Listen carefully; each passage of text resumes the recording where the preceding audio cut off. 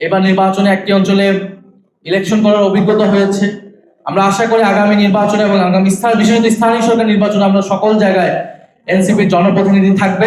জাতীয়তাবাদের কথা বললেও বিএনপি গত 50 বছরে দেশের কোনো জনগোষ্ঠীকে একত্রিত করতে পারেনি এবং দলটি সম্পূর্ণ জনবিচ্ছিন্ন, এমন মন্তব্য করেছেন জাতীয় নাগরিক পার্টি ও এনসিপির আহ্বায়ক নাহিদ ইসলাম।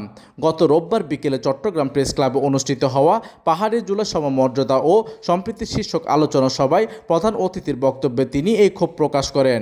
এই সময় নাহিদ ইসলাম বলেন, দেশের ইতিহাসে এবারের প্রথম পার্বত্য চট্টগ্রামের কোনো প্রতিনিধি ছাড়া একটি মন্ত্রণালয় পরিচালিত হচ্ছে, যা পাহাড়ি জনগোষ্ঠীর প্রতি স্পষ্ট অবহেলার বহিঃপ্রকাশ।